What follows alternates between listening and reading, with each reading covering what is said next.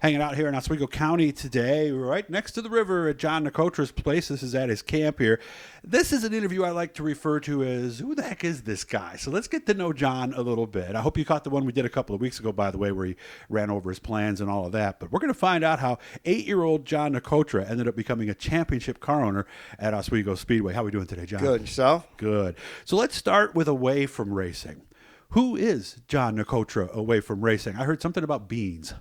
I'm a produce broker out of South Florida. We handle a lot of green beans that travel the Northeast and all over the Eastern Coast. And, just kind of somehow I got into that. I started buying and selling, and eventually I acquired a few growers and, some partners along the way. And it's just turned into a nice way to make a living because we only work 6 months a year. Okay. And then so basically my whole life I've had 6 months a year off. So that's got to be tough then, monitoring what's going down there in the growing season, then being up here at the racetrack. Well, we only do it from November through April.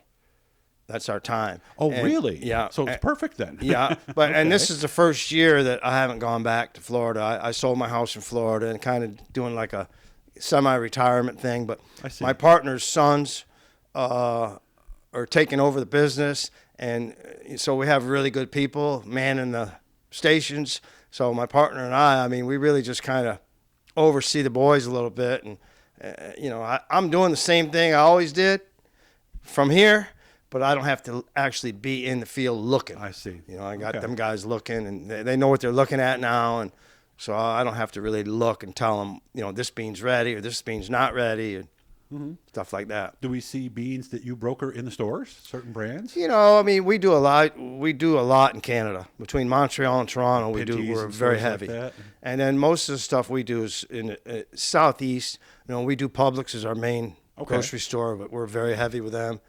And we also do zucchini and yellow squash. I don't do it, but my partner does for Publix. So Publix is our main source of where we disperse the stuff, but we are, basically nationwide. I mean, depending on how much stuff you got to move, when you have too much stuff, you got to find people to move it to. So it changes every day. It's a moving target, just like racing. Okay. Is that what allowed you to do what you do, being a car owner? And you mean as far as that particular field and that what you do for a living? Well, I mean, I've been very successful. I've made an excellent living for only working 6 months a year. Yeah.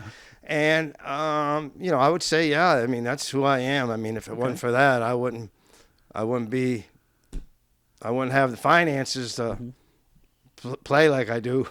So 8 years old, let's go back. That was when you first started going to Oswego. When would that have been roughly? Early 60s. Okay. I remember 62, 63. What was it like back then? Oh, it was just crazy, man. I loved it. My dad, we had a farm in Central Square, a lettuce farm, and my dad I used to beg him to take me up there on Saturday nights. He took me most of the time. Sometimes he went with his friends and left me home, and shit, I'd cry. And when he left, I was only this high. Yeah. I'd take the pickup truck and I'd go down the farm and I'd ride around like I was like Jimmy Champagne. Car, basically. Yeah, right? I stole the truck and I went out and I showed him. So you did want to be a race car driver? Yeah, I always felt like I wanted to do it. I did. I did. When I went to Florida in my high school years, I kind of got away from coming up here, and I bought I went through a couple Corvettes practicing for Oswego, but as many times through them, I went through them. I mean, through them. Like many times as I crashed some Corvettes, I realized I wasn't really cut out to be a race car driver. Gotcha. Although you told me you did try it once in one of your Supers. Yeah, I've done it a few times actually. First time I did it was Mike Muldoon let me take his car out one time. And then I've taken Otto and I's car out maybe 2 or 3 times. And what you say, you were within a half a second, right? Well, when I was doing it, I went 17.8, and I mean back fast. then the low 17s was a good time. I was creeping up on it. It took me quite a while. I went out 2 or 3 different sessions. In that last session I went out, I was creeping up on it. I'd be like 19 seconds, 18.8, 18.5, 18.3. I got down to 17.8. And I almost spun out coming out of 4, and then I went right to 19 seconds. So it was all I found my limit. Scared yourself pretty good. Yeah, you? I did. Okay, I did. So when did you decide that because obviously from the Corvettes you went through, using your term exactly. Yeah. When did you decide to be a car owner for other people? Well, I always came back for the Classic. Starting in '82, I always came back for the Classic. And when Furlong and Joya bought the track, I came back, and I was on the IndyCar circuit with Davey Hamilton. I was his spotter. And we That's how traveled. you got to know Davey. Yeah, Okay. Davey and I became best friends, and we traveled the country together. And I was his spotter. And when he got hurt real bad in Texas, we had run the Classic a few times. We ran from Muldoon and Joya, and we had always tried to get Davey in the Classic before he got hurt. And then once he got hurt, he was out of it for I think we started in 2007, and he got hurt in 2001. So it was like 6 years he couldn't race. But when I came back, the car count was getting low, and I decided to try to get a car together so if Davey ever got well, he'd have a car to come back and at least run Classic. Davey was in a hospital, and I mean, his feet were almost amputated, and he could barely speak. And I answered that was back in the days when the axle was actually behind their feet. So if they had a front end crash, that was a common injury. Well, his feet actually got into went through the fence. Oh, geez. And it sheared the nose off with his feet were out on the track. I mean, it was very bad. Wow. Anyway, so when he regained his mobility and he finally got enough insurance, he had to pay the insurance company off before he could race because he had taken some money from the insurance company. And then when he got with Hewlett-Packard, there was enough money there that he paid the insurance company off, and then he was able to race. And he came back and raced here. And he was in bed, and he had told me, somebody had asked me, does Davey want to race again? And Davey, I was relaying it to him. He goes, I'm going to win again. Not just racing. He said he's going to win again, right? So, make a long story short, he won for me up here, and I'm pretty sure that's the only win he's got since he's gotten hurt. So my dream came true to get him a car that he could win in, and he came back and he won for me, and it was very emotional for Otto and I and Davey. I asked this question to a friend of mine, Jason Simmons, actually. I asked him this a little while ago.